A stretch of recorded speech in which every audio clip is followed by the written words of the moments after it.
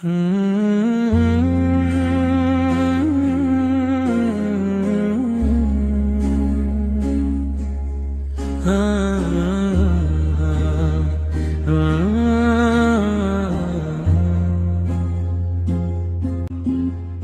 এটাই আমার শেষ রমজান, হয়তো এই সেহরিটাই আমার শেষ খাবার।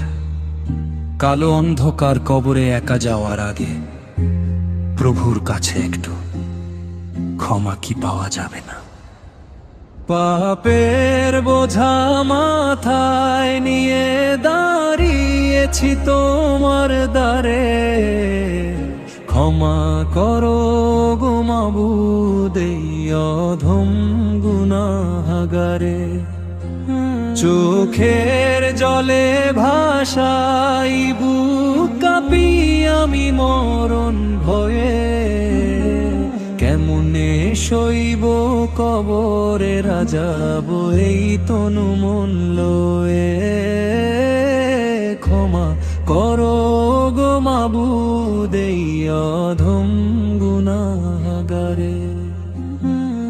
সারা জীবন কাটিয়ে দিলাম মিছে মায়ার পিছে পড়ে, ডাকলো যখন হাজান খানা গেলাম না তো প্রভুর ঘরে। আজ যদি মোর ডাক আসে ওই পর পারের দেশ হতে, কি নিয়ে আজ দাঁড়াবো আমি হাসরের ওই ময়দানেতে। অন্ধকারে একলা আমি, কেউ তো রবে নালে। ক্ষমা করো গো মাবুদ এই অধম গুনাহগারে।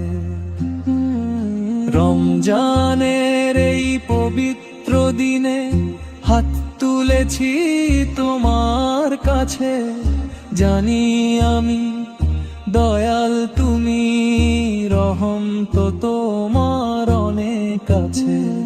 শেষবারের মতো আমায় দাও গো তুমি তওবার বল, মুছে দাও মোর জীবনের সব কালিমার অনল।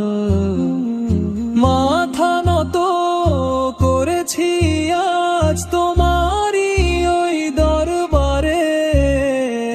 ক্ষমা করো গো মাবুদ এই অধম গুনাহগারে। মাফ করে দাও আল্লাহ, তওবা কবুল করো। আমি বড় অপরাধী,